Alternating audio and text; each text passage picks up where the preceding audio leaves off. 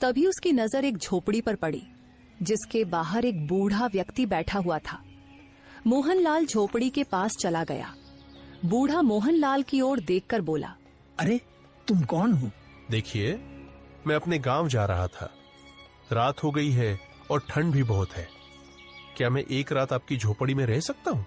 अरे तुम लुटेरे या डाकू तो नहीं लगते। ठीक है, लेकिन सिर्फ एक रात। सुबह होते ही निकल जाना। मुझे अकेले रहने की आदत है। मोहनलाल ने आधी रात के बाद उस बूढ़े की झोपड़ी में शरण ले ली। रात का समय था। बूढ़ा व्यक्ति झोपड़ी के अंदर गहरी नींद में था, लेकिन मोहनलाल की आंखें उस जादुई पक्षी पर टिकी हुई थीं। क्यों ना इस पक्षी को परखा जाए। क्या राक्षस ने सच कहा था या झूठ? मोहनलाल ने पक्षी से कहा, क्या तुम सच में मुझे धन दे सकते हो? अगर हाँ तो मुझे दिखाओ। मांगो, तुम क्या चाहते हो? जो भी बोलो मैं वो दे दूंगा। अरे ये तो वास्तव में बोलता है। मतलब कि राक्षस सच कह रहा था। मैं इससे कुछ मांग कर देखता हूँ। देखो, मुझे 10 सोने के सिक्के चाहिए। पक्षी की आंखों से रंग बिरंगी किरणें निकलने लगी और 10 सोने के सिक्के प्रकट हो गए। अरे ये तो सच में बड़ी बात है। राक्षस ने बिल्कुल सही कहा था। कल जब राधा ये देखेगी तो बहुत खुश होगी। उसकी खुशी का कोई ठिकाना नहीं होगा। मैं भी धनवान हो जाऊंगा और फिर किसी गरीब को कोई परेशानी नहीं आने दूंगा।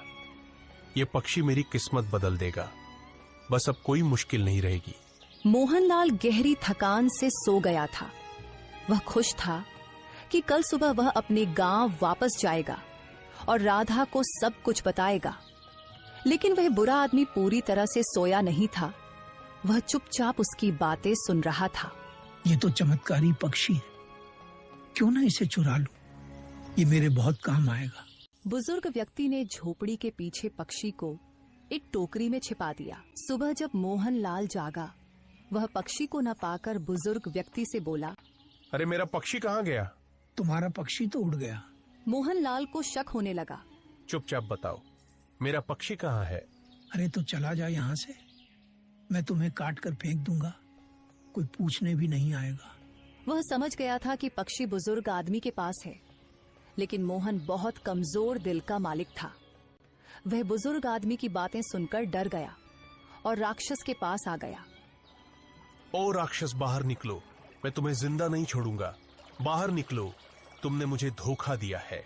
राक्षस तुरंत तालाब से बाहर आकर बोला, अब बताओ क्या हुआ?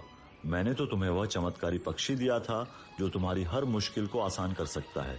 तो फिर तुम वापस क्यों आए? अरे क्या पक्षी दिया था? वह तो उड़ गया। मैं रात को सोया था। सुबह उठा तो पक्षी गायब हो चुका था। यह कैसे हो सकता है? वह पक्षी तो अपने मालिक से अलग नहीं हो सकता था। अरे तो क्या मैं झूठ बोल रहा हूँ? मैं तुम्हें वैसा ही दूसरा पक्षी देता हूँ जो तुम्हारी हर ख्वाहिश पूरी करेगा।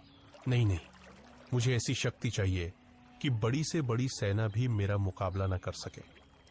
समझे? राक्षस प्रसन्न हो गया और एक रंगीन चमकती अंगूठी आदित्य को दे दी। यह एक जादुई अंगूठी है जो अब तुम्हारी मिल्कियत है। इसकी खास ताकत से तुम किसी को भी पत्थर में बदल सकते हो और जब चाहो तो उसे वापस भी ला सकते हो। यह शक्ति तुम्हें अपनी मर्जी के अनुसार हर हालात पर काबू पाने का मौका देगी। समझे? मोहनलाल उसी झोपड़ी में वापस लौट आया। दिल में कई विचारों के बादल छाए हुए थे। वह सोच रहा था कि क्या वास्तव में यह सब सच है? क्या यह अंगूठी सच में इतनी शक्तिशाली है? वह बुजुर्ग व्यक्ति के सामने जाकर खड़ा हुआ और गहरी सोच में डूबा हुआ बोला, सुनो, मेरा पक्षी वापस दो, वरना तुम्हारे लिए अच्छा नहीं होगा। मैं आखिरी बार कह रहा हूँ। अरे लगता है कि तुम ऐसे नहीं मानोगे। रुक जाओ, मैं तुम्हें बताता हूँ। बुजुर्ग की यह बात सुनकर मोहनलाल ने अंगूठी से कहा, लालची बूढ़े को अभी पत्थर बना दो। मोहनलाल के ये कहते ही बूढ़े का शरीर पत्थर में बदलने लगा। वह डर गया और कांपते हुए बोला, माफ कर दो, मैं लालच में आकर उसे चुरा लिया था। वह झोपड़ी के पीछे एक टोकरी में छुपा हुआ है। मुझे माफ कर दो, मैं दोबारा कभी ऐसा नहीं करूंगा। मोहनलाल ने तुरंत झोपड़ी के पीछे जाकर उस टोकरी को खोल लिया। वह पक्षी वहीं था। मैं बताने ही वाला था कि वह बुजुर्ग क्या करने वाला है, लेकिन तुम सो गए। मुझे तो याद ही नहीं रहा कि तुम भविष्य भी बता सकते हो।